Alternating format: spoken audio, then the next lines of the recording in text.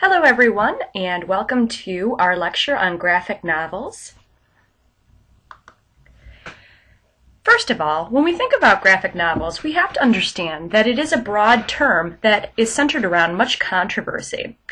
Some things that we associate with graphic novels are its particular narrative work, its use of sequential art, the incorporation of experimental design, and also the encompassing thematically linked short stories, non-fictional and fictional works, and also covers a number of genres. Some scholars trace graphic novels and comics back to prehistorical cave art. Graphic novels and comics refer to different things in different cultures. Stories that are told in pictures that use speech balloons date way back to the 14th century in woodcut form. Comics began to boom in America during the Great Depression.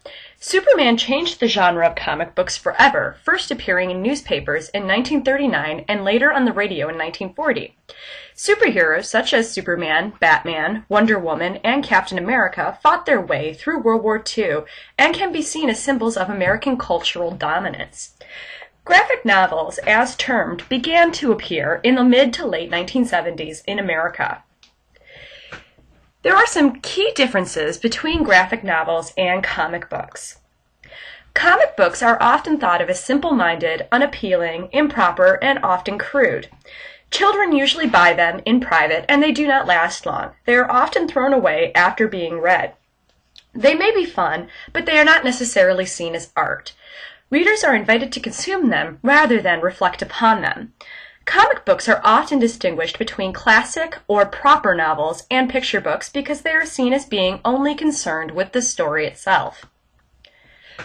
Comic books can also take several forms. They can be single-panel comics delivered as a visual or verbal one-liners. They can have 4 or more panel comics that tell jokes, make pointed observations, and these often include reactions from the characters themselves. Both forms can stand alone, or they can depend in whole or in part on all the other cartoons about those characters. Think, for example, about the classic comic Peanuts by Charles Schulz. Graphic novels, however, are typically bound, like novels, and are longer and more durable, usually in hardcover. They are often sold in specialty shops like Detroit Comics in Ferndale. They often include more mature themes and are considered thus more literary and often are taken more seriously. Libraries actually started to include graphic novels in their collections, and artists are often as important and get as much credit for the work as the authors themselves. The term the graphic novel first appeared in connection with the following. They had distinct dystopian themes, they were highly satirical, and also offered major commentary on social and political themes. Here are some popular early works that were graphic novels. One of the first graphic novels known is actually called Bloodstar by Robert E. Howard, with Richard Corbin acting as the artist, and we can see that this appears in 1976. A Contract with God by Will Eisner is also a canonical graphic novel, and this first appeared in 1978. And of course, the work that we are considering as our last piece of our World Masterpieces course is Mouse, a Survivor's Tale by Art Spiegelman, which was first published in 1986, and then the second part was published in 1991. The Watchmen by Alan Moore and Dave Gibbons is also a canonical graphic novel. The genre of comics and graphic novels lend themselves particularly well to film adaptation. Graphic novels and comics use many of the same devices as films, such as varied viewpoints and angles, cutting, panning, close-ups, and long shots. Many visual codes operate in comic books, such as the distinction between thought and speech bubbles.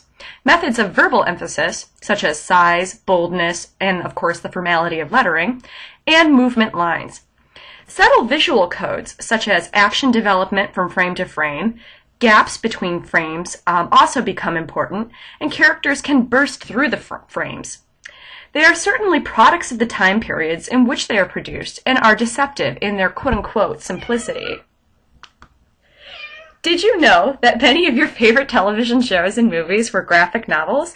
For example, Buffy the Vampire Slayer, The Watchmen, Sin City, 300, V for Vendetta, and even Kick-Ass all appeared first in graphic novel form. And my cat Theodore just wants to say hi to you in case you were wondering about the meowing in the background. And here is a bibliography for further reading on, of course, graphic novels. I hope you are all enjoying your week off from our face-to-face class. Again, remember, by 5 p.m. on Wednesday, the 21st, you should have your second paper submitted through the link on Blackboard, just the same way that you did with your Frankenstein essay. Keep working through Mouse 1 and 2. We will discuss it in more detail when I get back from my trip. And of course, have a happy Thanksgiving for those of you who are Americans, and for those of you who are Canadians and or from other places in the world. You still enjoy, the American Thanksgiving holiday. I hope you guys are all having a good time, and I will see you on Monday.